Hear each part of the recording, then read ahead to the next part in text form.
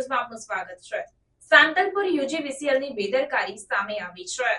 પ્રાપ્ત માહિતી મુજબ વીજ ફોલ્ટ થતા અડધા ગામના વીજ ઉપકરણો બળ્યા હતા।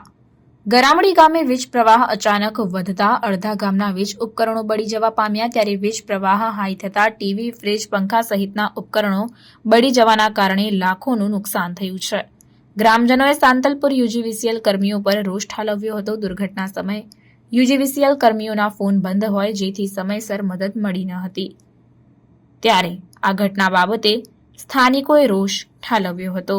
મારું નામ જાડેજા વિક્રમસિંહ જોરુભા, પૂર્વ સરપંચ ગ્રામડી। બરાબર, શું સમસ્યા છે? સમસ્યા એ છે ગઈ રાતે એકદમ ગ્રામડીની અંદર અડધા ગામની અંદર ફૂલ લાઇટ આવી જવાથી આશરે ગ્રામડી ગામના નાના એવા ગરીબ માણસોને 8 થી 10 લાખનું નુકસાન છે અને એથી વધારે પણ કદાચ સર્વે કરવામાં આવે તો એથી વધારે પણ નુકસાન થઈ શકે છે। અને બીજું એ જાનહાની ના સરી, કારણ કે રાત્રિના સમયે હેલ્પરોના ફોન લાગતા નથી। હેલ્પરો સ્વિચ ઓફ ફોન રાખે છે। અમારે આવી પરિસ્થિતિમાં કોને ફોન કરવા કે શું કરવું? અને અમારા પાસે 66 kVનો નંબર હતો તો અમે અચાનક રાતે ફોન કરી અને લાઇટ બંધ કરાવી। તેથી અમે યુજીવીસીએલને કહેવા માંગીએ છીએ કે તમારા કર્મચારીઓ રાતે ફોન ચાલુ રખાવો, જેથી કોઈ બી દુર્ઘટના ઘટે તો અમે તાત્કાલિક એને લાઇટ બંધ કરાવી શકીએ। બરાબર, અંદાજે ગામ લોકોને કેટલું 8 થી 10 લાખનું નુકસાન છે ગામ લોકોને, ને એથી વિશેષ પણ થઈ શકે જો સર્વે કરવામાં આવે તો। મારું નામ પૃથ્વીરાજ વિરમજી જાડેજા છે।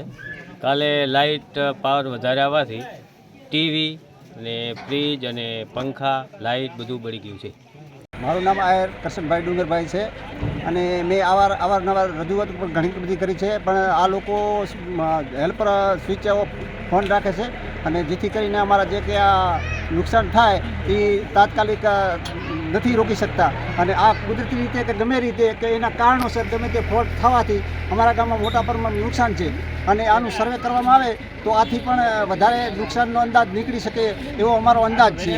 બરાબર, તો આને આ હેલ્પરનો સ્ટાફ છે તો એને કાયમી માટે ફોન એને સ્વિચ ઓફ ના આવવા જોઈએ અને જેથી કરીને નુકસાન થતાં અટકે, આટલી અમારી રિક્વેસ્ટ છે।